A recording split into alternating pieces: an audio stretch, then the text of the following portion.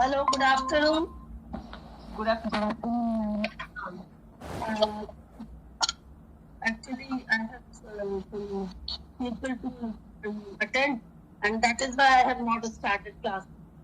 So, very good afternoon to all of you. I think weather is not so good to attend a class because बहुत अच्छी raining यहाँ पे भी शुरू है, but we have to follow the schedule.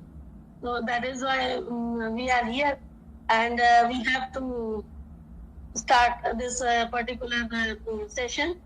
So in your 23rd MPC 23rd 3 is there.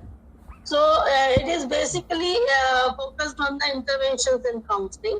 How we intervene in counseling. Intervention means when we came to know what problem is faced, what problem is there in front of the client, then we, according to the type of the problem, severity of the problem, symptoms of the problem, we prepare a tentative plan for treating that particular illness बोलिए या फिर आप उसको distress बोलिए या फिर उसके symptoms को दूर करने के लिए हम एक टेंटेटिव प्लान बनाते हैं. This tentative plan is based on basically based on the theoretical orientation of the therapist. दो चीजों पे ये डिपेंड करता है. पहला होता है कि जो क्लाइंट का प्रॉब्लम क्या है और क्लाइंट का प्रॉब्लम का नेचर क्या है, एग्जिस्टेंशियल रिलेटेड प्रॉब्लम है, बिहेवियर रिलेटेड प्रॉब्लम है, या फिर थॉट रिलेटेड प्रॉब्लम है, या फिर इमोशन रिलेटेड प्रॉब्लम है. तो पहला तो हो गया type of problem, and the second thing is the theoretical orientation which the counsellor adopt. तो कोई भी काउंसलर का एक पर्टिकुलर फेवरेट भी ओरिएंटेशन हो सकता है, थ्योरेटिकल बोलिए या मॉडल हो सकता है. But remember one thing, this should not this process should not be arbitrary. ये arbitrary नहीं होनी चाहिए, मनमानी मनमर्जी नहीं चल. This should be scientific. कि on the basis of the symptoms which therapeutic intervention is suggested by the theoretical जो भी अपना framework है उसके हिसाब से हमें वो decide करना पड़ता है. तो ये बहुत जरूरी है कि when we go for the interventions in counseling, we have to know the various theoretical orientations which I have already discussed with you in the name of the therapy. ना थेरेपी जो हम बोलते हैं थेरेपीज ही theoretical orientation है. तो इसमें again इन्होंने Freud की थ्योरी को थोड़ा सा एलाबोरेट किया है कि किस तरीके से कुछ जो क्लाइंट होते हैं वो पास्ट हिस्ट्री की वजह से बहुत परेशान होते हैं. तो पास्ट की वजह से जब परेशान होते तो वहां पर सबसे बेस्ट जो ट्रीटमेंट मेथड है वो होता है साइको एनालिसिस. और जब साइको एनालिसिस या साइको डायनेमिक हम यूज करते हैं तो उस समय में ये देखना होता है कि we have to use the basic assumption that everyone has an unconscious mind and a past in which the root of the present problem can be inherited. और ये assumption लेके जब हम बाहर जाते हैं या प्रोसीड करते हैं तो बहुत सी बार हमको उसके पास्ट को कुरेदना भी पड़ता है. इसमें हम लोग ये देखते हैं कि फ्रायड ने जो साइको एनालिसिस शुरू किया वो क्यों शुरू किया. When Freud met many patients who are suffering from mental illness, तो he found कि बहुत सी बार क्लाइंट के सिम्टम्स दिखते हैं लेकिन उसका रीजन उसे मालूम नहीं होता. And that leads to the theory psychodeterminism. Freud का ऐसे कहना था कि अगर हमारे कोई बिहेवियर है तो उसका कुछ ना कुछ रीजन जरूर होता है.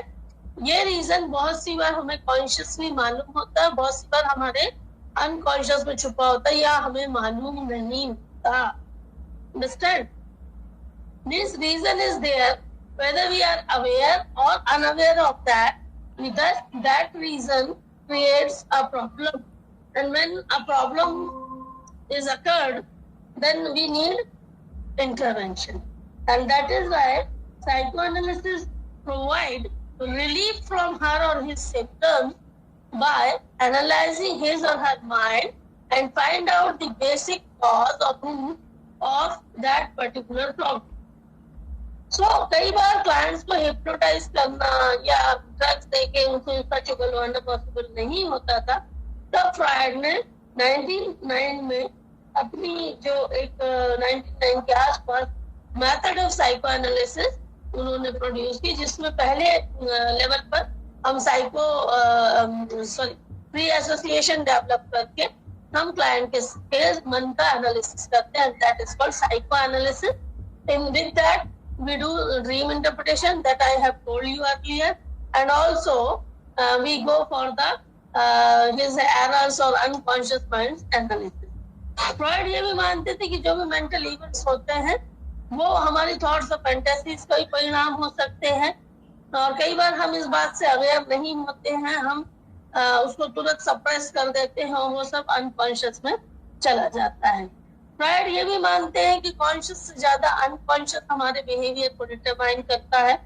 उसमें उन्होंने माइंड को एक आइसबर्ग की तुलना में देते हुए कहा था कि अगर हम कॉन्शियस और अनकॉन्शियस की तुलना करें तो दिखने वाला भाग न दिखने वाले भाग से छोटा होता है.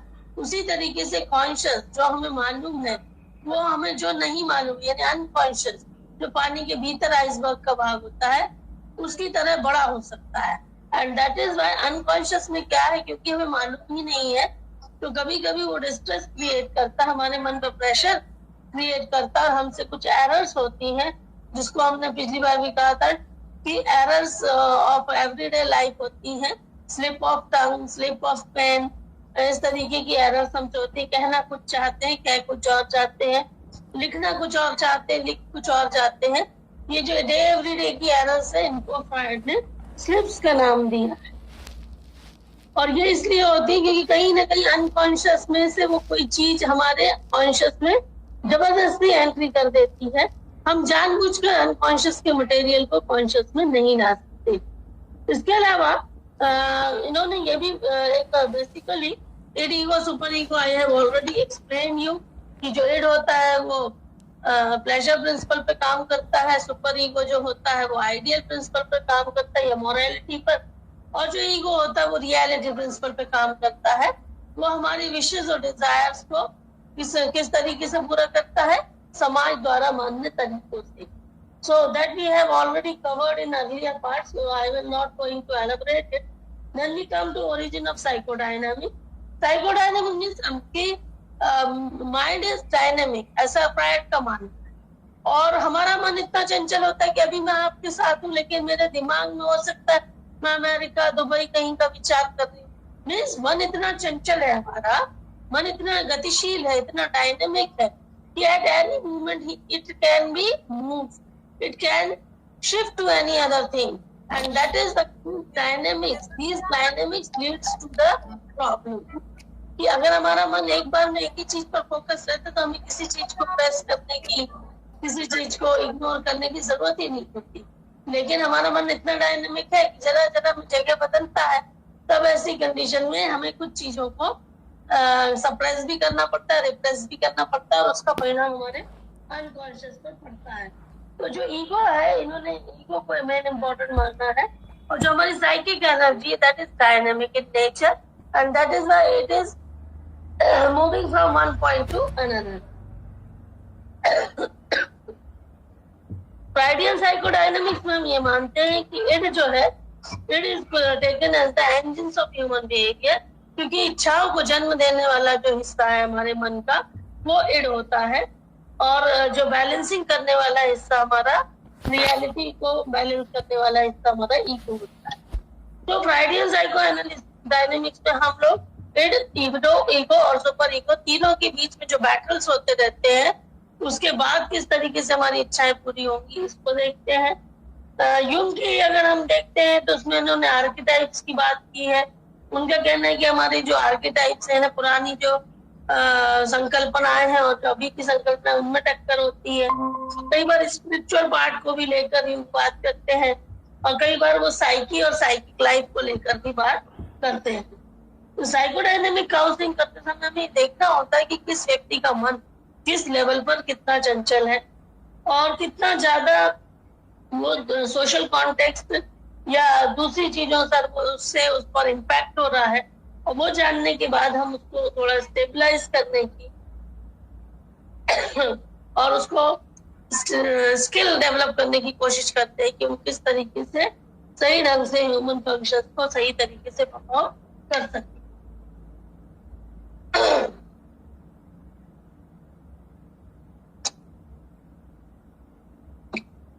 Then meaning of psychological counselling करते समय हम लोगों को कई बार काउंसलिंग रिलेशनशिप्स जब हम डेवलप करते हैं, then we have to do consultation. Basically counselling is what consultation, but यहाँ पर कंसल्टेशन दो लोगों के बीच में होता है, काउंसलर एंड क्लाइंट, और यहाँ पर एक प्रोफेशनल सेटिंग होती है। पेपेंस्की की डेफिनेशन में रीड कर रही हूँ जो मैंने शुरू में आपको बताई थी, और इसका कोई ना कोई पर्पस होता है कि हम क्लाइंट में कोई ना कोई चेंज फैसिलिटेट करने के लिए या उसके बिहेवियर्स को मॉडिफाई करने के लिए उसे मदद करते हैं या फैसिलिटेट करते हैं। फैसिलिटेट करना यानी किसी भी चीज को उसके लिए इजी बनाना। कई बार जैसे आपने अपने क्लाइंट को बोला कि ठीक है आप अभी सोते, मतलब आपको नींद में अजीब अजीब विचार आते हैं, तो आप सोते समय बुक पढ़ा दीजिए। अब अगली बार वो आपके पास आया तो वो बोलेगा मैडम मैंने बुक पढ़ी थी लेकिन ऐसा हुआ कि मुझे और नींद नहीं है, कौन सी बुक पढ़ी थी, तो पता चला उसने किसी कोई घोस्ट स्टोरी पढ़ ली। So don't read that type of book. तो फिर हम उसको बोलते नहीं नहीं, ऐसी जैसे कोई एक एंटरटेनिंग बुक पढ़िए, अच्छी सी किताब पढ़िए, अच्छा से सब कीजिए, ताकि उससे क्या हो कि आपका माइंड फ्रेशन अप हो और आपको नींद आते समय कोई भी किस्म का प्रेशर या बर्डन ना हो। अरे Borkar, just a minute, Borkar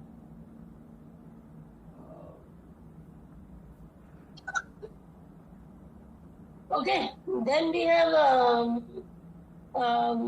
जो काउंसलिंग और साइकोथेरेपी में जो कुछ चीजें हम लोग म्यूचुअली एक फॉलो करना चाहिए, हमें म्यूचुअल रिस्पेक्ट होना चाहिए।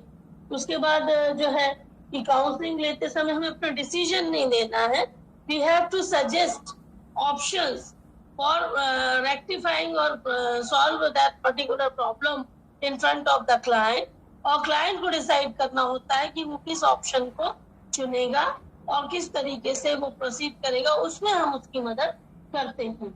और इसीलिए हम क्लाइंट को बस एडवाइस इस तरीके से देते हैं कि देखो इस चीज को ऐसे कर लो, इसको ऐसे कर सकते हैं, आप अपनी लिमिटेशंस में रहते हुए कैसे करना चाहते हो वो देखिए। तो जो साइकोथेरेपी और काउंसलिंग बहुत अलग चीजें हैं। कुछ चीजें इसमें सेम है कि हम क्लाइंट की हेल्प करते हैं, हम लोग रिस्पेक्ट रखते हैं, हम कॉन्फिडेंशियलिटी मेंटेन करते हैं। बेसिक पर्पस जो हमारा होता है वो दोनों ही चीजों में हमारा पर्पस होता है क्लाइंट को to get rid from that particular symptoms और द, ये तो हमारी चीजें सेम है, लेकिन कुछ चीजें सेम होने के बाद भी इनकी जो पर्पस और गोल्स और फंक्शनिंग मोड को लेकर ये अलग होती हैं। जैसे साइकोथेरेपी में मैंने पहले भी बताया था आपको कि ये ओवरऑल थेरेपी, एक ही थेरेपी हम हर चीज के लिए यूज नहीं कर सकते, but counselling can be use for any type of problem. Psychotherapy problem के टाइप के हिसाब से वेरी कर सकती है। उसके अलावा साइकोथेरेपी में हमें एक अच्छा ट्रेनिंग होना चाहिए, तब हम साइकोथेरेपी को प्रैक्टिस कर सकते हैं। और जितनी थेरेपीज हम प्रैक्टिस करना चाहते हैं उतने ट्रेनिंग हासिल करना जरूरी है। जबकि काउंसलिंग में बेसिक काउंसलिंग में अगर हमारा ट्रेनिंग हुआ है तो then we have no problem, we can go for any type of problem. And then again classification of counselling में आपने सुना होगा कि कई प्रकार की काउंसलिंग होती है। जैसे आप देखेंगे कि कई बार अभी हम लोग पहले देखते थे कि नेचर ऑफ द प्रॉब्लम के हिसाब से हम लोग काउंसलिंग करते थे।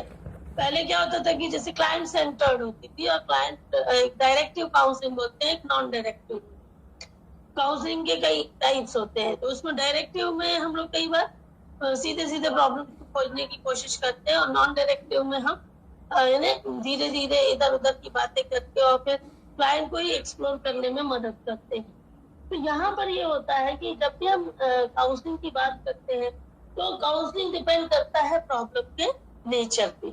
तो what type of problem a client has, उसके हिसाब से हम लोगों की काउंसलिंग का टाइप डिपेंड करेगा।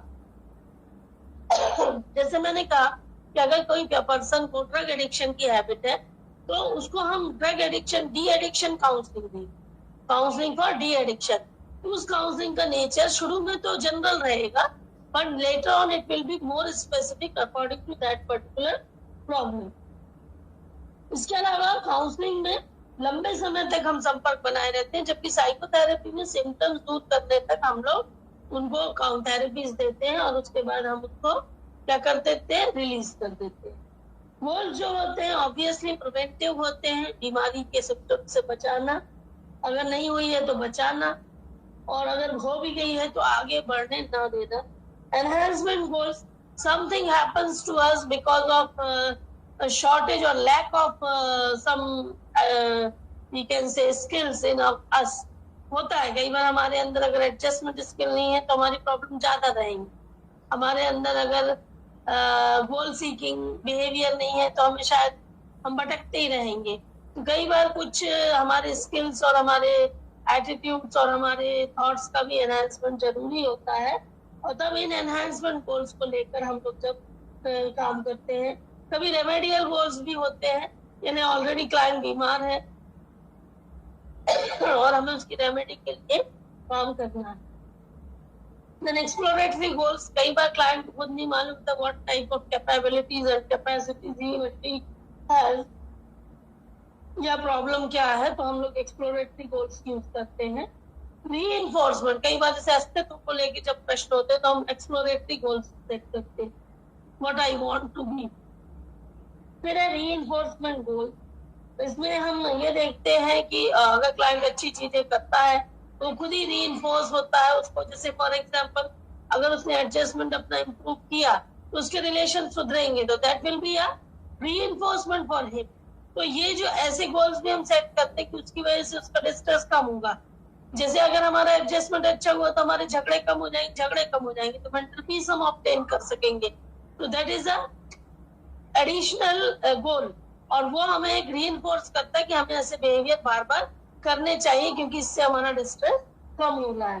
Then we have cognitive goals, sometimes we have to change our cognitions और थॉट्स और beliefs, and we have to alter our beliefs after a long time. क्या होता है, जैसे आप और मैं, I think some of you are of +30, और जब हम लोग एज कंपैरिजन करते हैं, मैं +40 हूँ, 45 प्लस हूँ, तो हमारी थॉट्स और हमारे जो कॉग्निशंस पे कहीं ना कहीं हमारे, जिसको हम कह सकते हैं कि क्रोनोलॉजिकल पीरियड जिसमें हमने जन्म लिया, उसका इफेक्ट दिखता है। अब शायद आप मुझसे थोड़े से ज्यादा मॉडर्निज्म को फेवर करते होंगे, मैं शायद मॉडर्निज्म को थोड़ा कम फेवर करती हूँ। ऐसा क्यों? Because we have been developed in different era, और जब डिफरेंट एरा में हम लोग होते हैं, है ना, कोहर्ट बोलते हैं हम लोग इसको, जब डिफरेंट कोहर्ट निर्माण हो जाते हैं तो हमारी सोच भी उससे इफेक्ट होती है। जैसे हमने जिस समय में जन्म लिया तो हमारे समय कोएड इज नॉट ऑब्जेक्शनेबल, हमारे समय में को एजुकेशन को ऑब्जेक्शनेबल नहीं समझा जाता था, और यही वजह थी कि हमने को एजुकेशन में अपनी एजुकेशन कंप्लीट की। बट बिफोर दैट हमारी मम्मी पापा जब पढ़ते थे तो उनके समय में उनको एजुकेशन को अच्छा नहीं समझा जाता था, तो लड़कियों का अलग लड़कों का अलग स्कूल या कॉलेज हुआ करता। देन समय बदला, अभी कोएड है, लेकिन अभी हम फिर देख रहे हैं कि फिर से वही ट्रेंड शुरू हो रहा है कि कई जगह से प्योर गर्ल्स कॉलेज है, सिर्फ प्योर बॉयज कॉलेज है। कहीं ना कहीं जब ट्रेंड चेंज होता है समाज का तो हमारी सोच भी बदलती है, और जब हमारी सोच बदलती है तो वो उस समय का परिणाम होती है। And that is why cognition जो है वो हमें ऑल्टर करना पड़ते हैं। कि हमारे समय में कोएड हम अच्छा समझते थे, लेकिन आज हम कोएड की कुछ दुष्परिणाम देख रहे हैं, तो अब हमारा कॉग्निशन थोड़ा सा चेंज हुआ कि हाँ, कोएड कुछ मायनों में अच्छा भी है और कोएड कुछ मायनों में खराब भी है। और इस तरीके से हमें समय के साथ जब हम अपने जो कॉग्निशंस को अपडेट करते हैं तो उसे हम कॉग्निटिव गोल्स के अंतर्गत रखते हैं। कि जब हमें क्लाइंट के कॉग्निशंस को अल्टर करने का गोल सेट करना पड़ता है, then it is taken as a cognitive goals. Then we have psychological goals. Obviously कुछ साइकोलॉजिकल एक्टिविटीज हमारे अंदर होना चाहिए, जैसे वेलबीइंग, जैसे असर्टिवनेस। ये चीजें नॉर्मली, यानी आपको प्रॉब्लम है या नहीं है, but we have to attain a good sense of well-being, psychological and physical. And second thing, we have to be able to communicate what we feel in correct way to the other people, and that is assertiveness. Decision making skills हमारे अच्छे होना चाहिए, हमें अपने decision दूसरों से पूछ के नहीं लेने चाहिए। हमें हमारे प्रॉब्लम सॉल्विंग स्किल्स हमारे अच्छे होने चाहिए, हमें हमारी प्रॉब्लम को सॉल्व करने के लिए दूसरों की हेल्प हर बार नहीं लगनी चाहिए. We have to be insightful. These are the psychological goals which a normal person should possess or attain to perform a better life functioning. Okay? Then physiological goals पर भी होते हैं. कई बार आपका फिजिक भी आपके साइकोलॉजिकल डिस्ट्रेस का कारण बनता है. उसकी वजह से जैसे आपका लुक हो गया, आपका जो भी प्रॉब्लम्स हो गई, तो तब हमको फिजियोलॉजिकल जैसे एक्सरसाइज करना, योगा या इस तरीके की एक्टिविटीज करना भी कई बार जरूरी होता है, ताकि हम अपने जो जैसे हम लोग ये कहते हैं आजकल कि लुक्स को लेकर कुछ नहीं होता, बट आई नो कि लुक्स को लेकर हमारे भारतीय समाज में बहुत कुछ माना जाता है और इसीलिए लुक्स को लोग बहुत ज्यादा मायने देते हैं. बट आई होप कि कुछ समय बाद अभी हम देखने लगे कि लोग अपने लुक की बजाय वो क्या पहनना चाहते हैं, कैसा दिखना चाहते हैं, वो उसकी परवाह ज्यादा करने लगे. And that is the best thing. इसमें कैसा है, कई बार हम फिजियोलॉजी चेंज कर सकते, कई बार नहीं भी कर सकते. फिजियोलॉजी चेंज करना मतलब फिगर ही चेंज करना नहीं. For example when I have I think मैं अगर अपने 3-4 साल पहले का विचार करूं तो उस समय मेरा यूरिक एसिड हाई होता था. मुझे कोलेस्ट्रॉल हाई तो नहीं था, but it was near about the, थोड़ा सा खतरे में था. दूसरा मेरा शुगर लेवल भी बाउंड्री पे चलता था. तो ऐसी कंडीशन में मैंने एक गोल सेट किया कि मैं अपना डाइट ऑल्टर करूं. और डाइट ऑल्टर करने के बाद मैंने दवाइयों की बजाय खाने पीने की चीजें ऐसी चुनना शुरू कर दी जिनको खाने से हमें नेचुरली फायदा हो. और फूड हैबिट्स भी चेंज की, जैसे सब्जियां ज्यादा खाना, सैलड्स खाना, ड्राई फ्रूट्स खाना.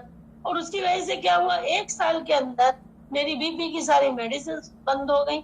मुझे यूरिक एसिड नॉर्मल रेंज के आसपास आ गया.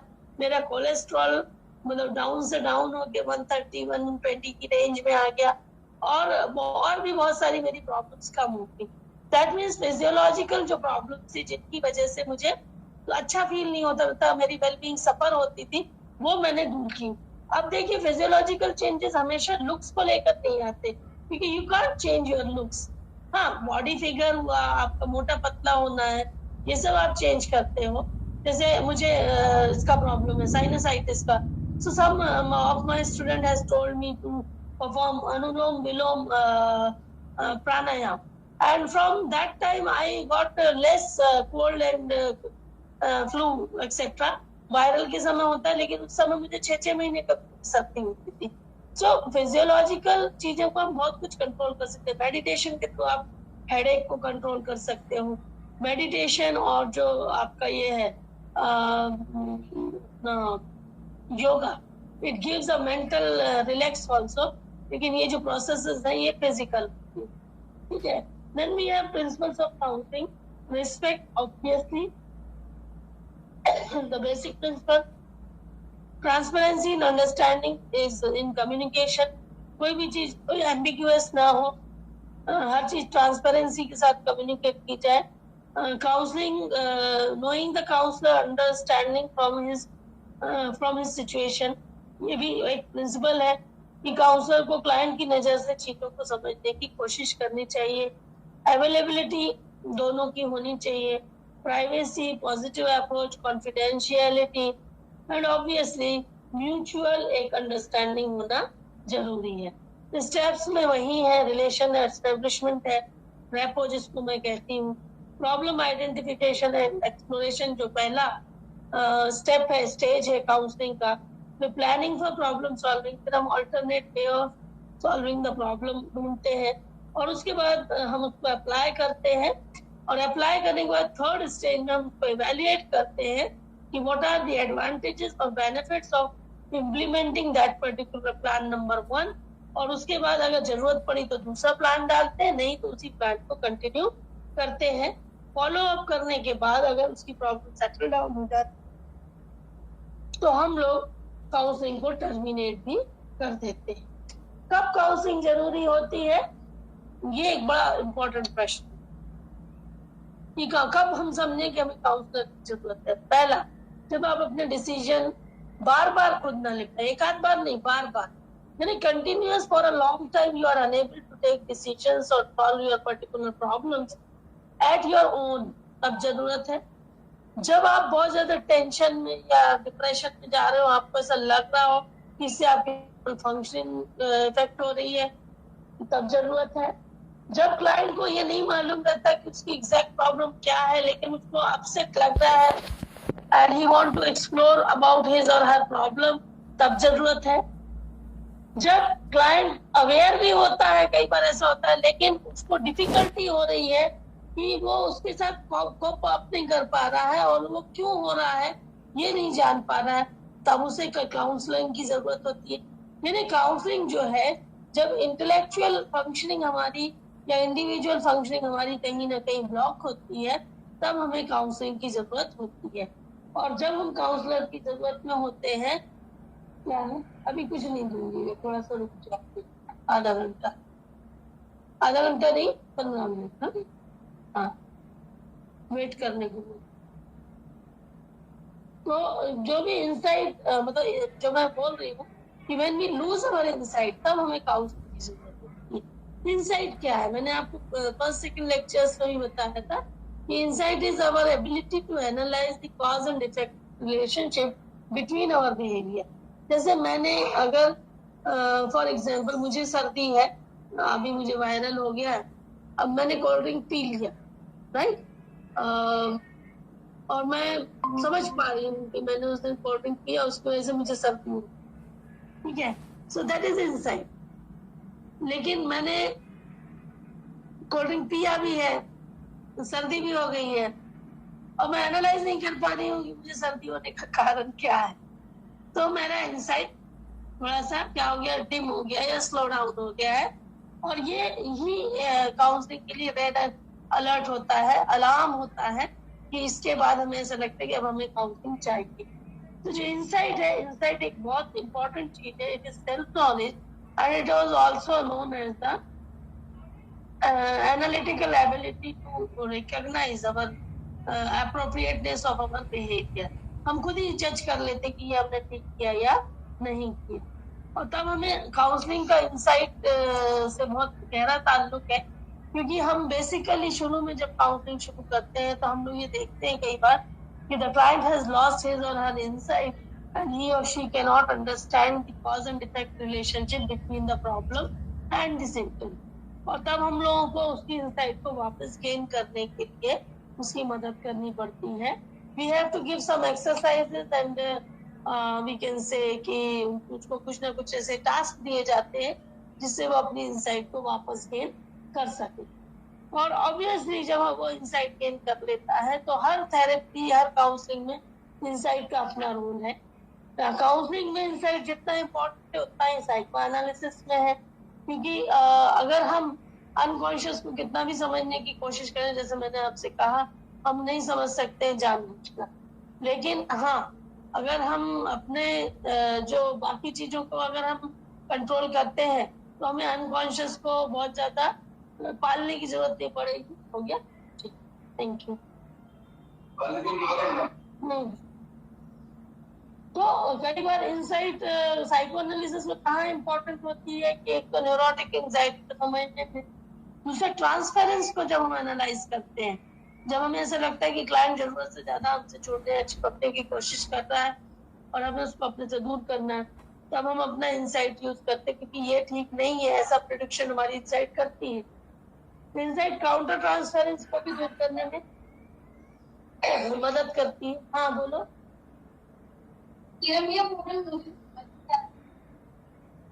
अरे आप जेरोक्स दे दो मुझे, एडमिशन फॉर्म भर दो, दे दी ना, ठीक है, मैं बात कर रही।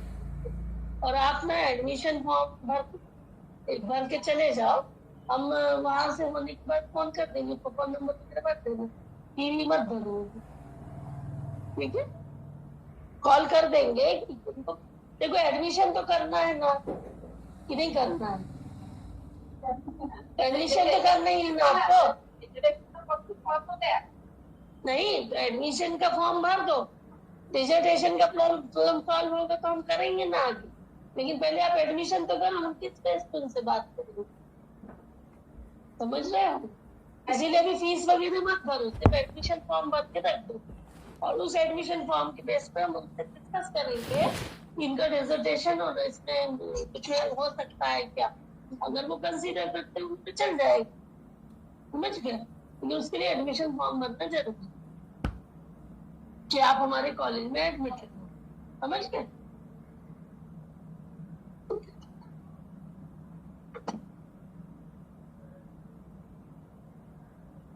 फिर ह्यूमनिस्टिक एंड एग्जिस्टेंशियल अप्रोच में भी इनसाइट बहुत इंपॉर्टेंट होता है, क्योंकि जब हम सेल्फ ग्रोथ और अपने एग्जिस्टेंस को सिग्निफिकेंटली प्रूव करने की जब बात करते हैं तो then insight is very necessary.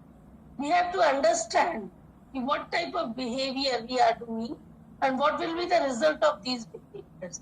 And that is why, for example, कि हम लोग देखते हैं सिगरेट के पैकेट पे लिखा रहता है कि cigarette smoking is injurious to health, फिर भी हजारों लोग पी रहे हैं सिगरेट, बराबर है।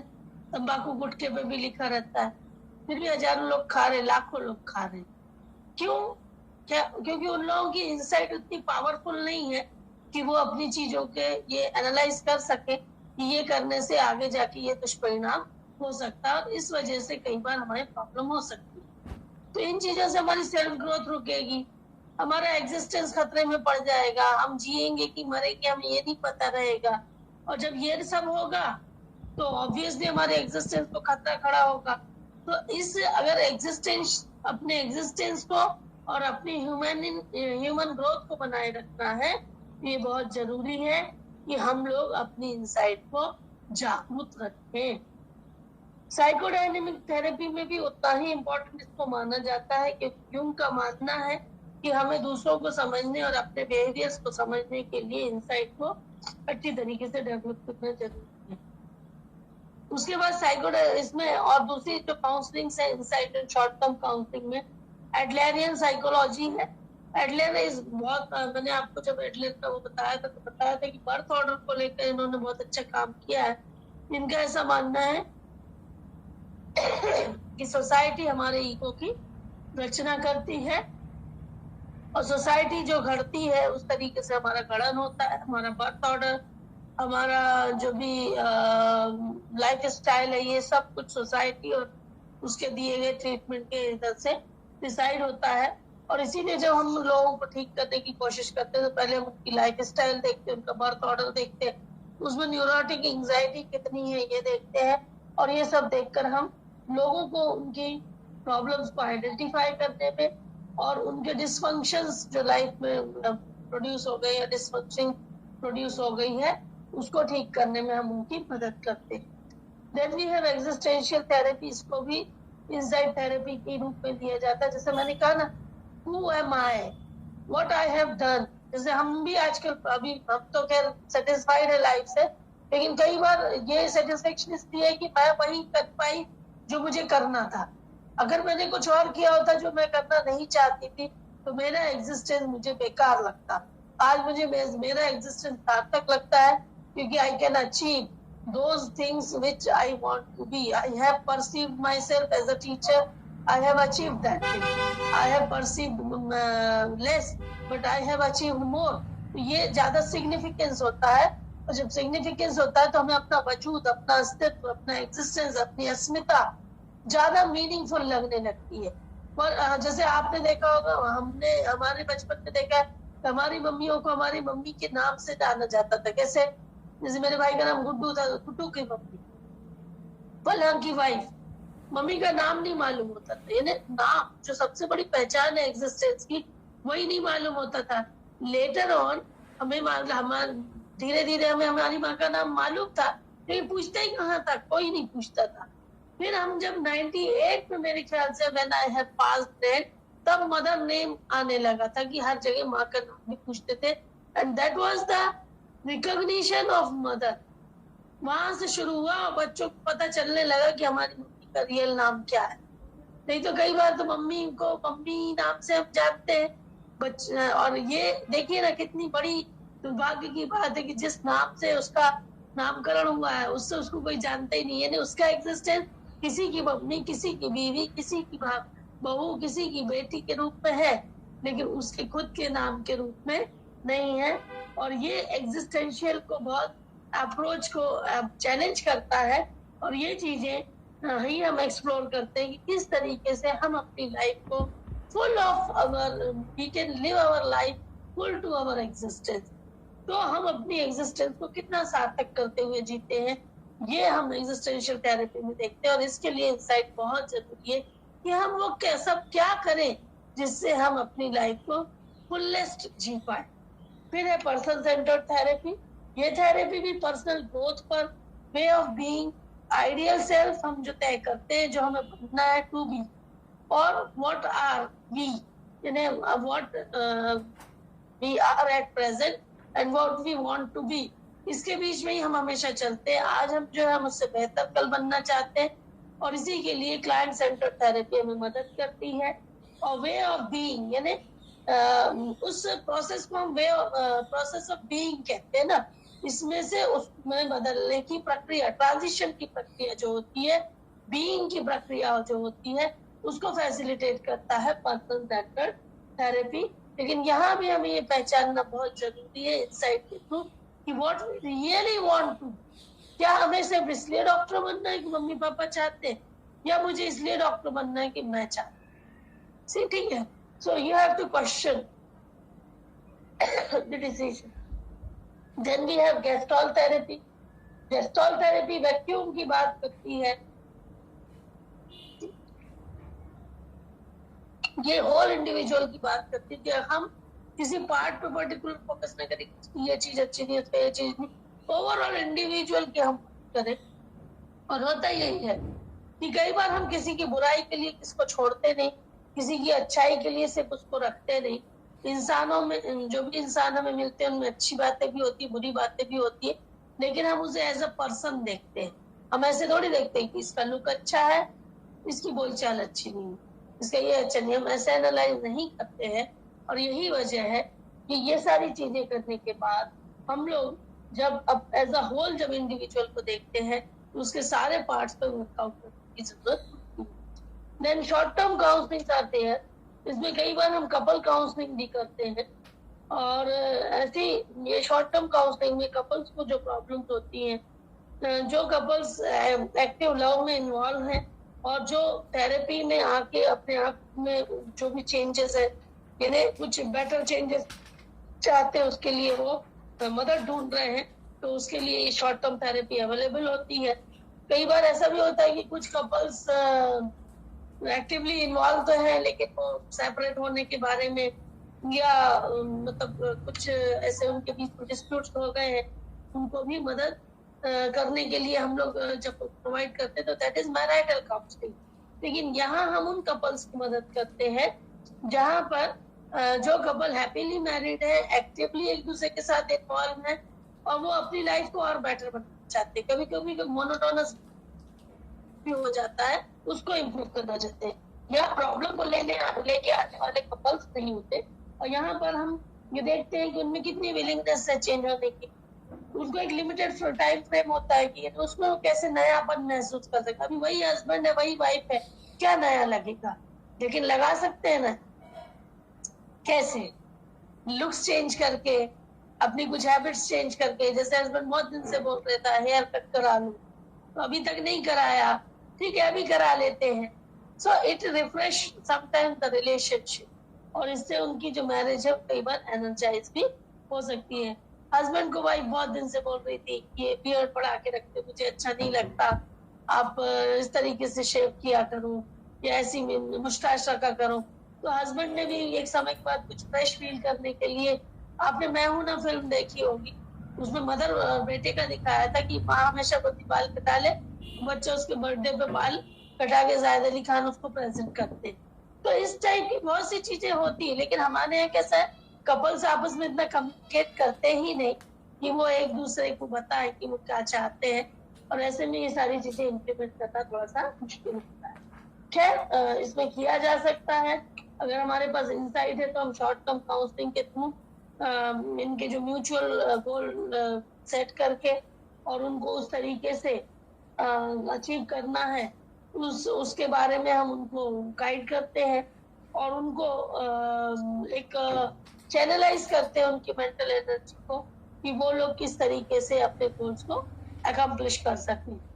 और इसमें भी हम यही करते हैं कि अगर हमें उस गोल को अकम्प्लिश करते समय कुछ प्रॉब्लम है, उसको आइडेंटिफाई करके उन सेशंस को हम यूटिलाइज करते हैं और जल्दी से जल्दी उनको दूर करते हैं। ऑब्वियसली यहाँ पे भी कॉन्फिडेंशियलिटी मेंटेन करनी होती है।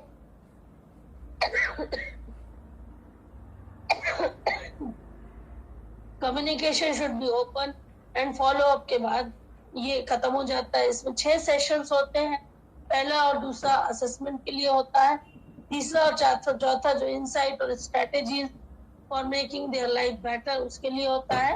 और जब देखते हैं हम कि वो इम्प्लीमेंटेशन करके उनकी लाइफ में बहुत कुछ अच्छा हो रहा है, तो हम लोग 5th और 6th में धीरे धीरे मॉनिटरिंग करने के बाद उनको हम लोग टर्मिनेट कर देते हैं। किसको टर्मिनेट कर देते हैं? उस कपल के सेशंस को। उसके बाद है ब्रीफ थेरेपी। ब्रीफ थेरेपी भी इसी तरीके से एक प्रॉब्लम सॉल्यूशन स्ट्रेटेजीज पर फॉलो करती है।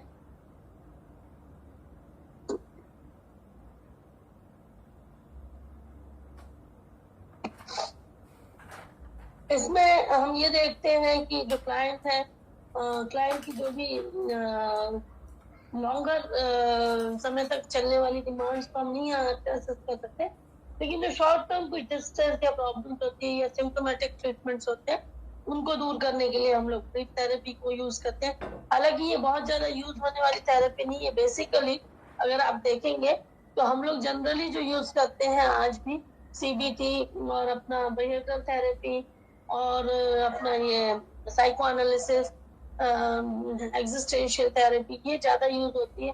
ब्रीफ थेरेपी वगैरह वहां यूज की जाती है जहां पर सपोर्टिव थेरेपी के रूप में हमें कुछ चाहिए। ठीक है। Then we have interpersonal therapy. What is interpersonal connections? तो आप समझ ही सकते हो कि इंटरपर्सनल रिलेशनशिप मैन वुमेन के नहीं होते हैं, वो किसी से भी हो सकते हैं। कई बार लड़कों को लड़कियों से, लड़कियों को लड़कों से, या लड़कियों को लड़कियों से और लड़कों को लड़कों से भी बात करने में प्रॉब्लम होती है। तो ये इंटरपर्सनल रिलेशंस जो होते हैं, कई बार इसमें इंटीमेसी, लव, अंडरस्टैंडिंग डेवलप करना हमारे लिए डिफिकल्ट जब होता है, तब हमें इंटरपर्सनल काउंसलिंग की जरूरत होती है। इसमें जनरली जब इस तरीके की कोई भी इंटरपर्सनल इश्यूज जहां पर लोग और हम इन्वॉल्व हैं, आइडेंटिफाई करने होते हैं। वो आइडेंटिफाई करने की बात की with whom I am facing the problem, वो आइडेंटिफाई करने के बाद हम 12 से 16 हफ्ते या 3 से 4 महीने का ट्रीटमेंट प्लान करते हैं। कई बार इसमें हमें कई फीलिंग्स दिखती हैं। कई बार अनरिजॉल्व ग्रीफ होता है। जैसे मैंने आपको बताया था एक बार शायद, डॉक्टर भावे बोले कि एक महिला सिर्फ रोई मेरे पास और वो ठीक हो गई। तो कई बार वो दुख व्यक्त करने के लिए शायद घर में माहौल नहीं मिलता, क्योंकि जहां वो रोना शुरू करती थी तो हस्बैंड बोलता था, क्यों, तुम्हें क्या चीज की कमी है, क्यों रोती रहती है?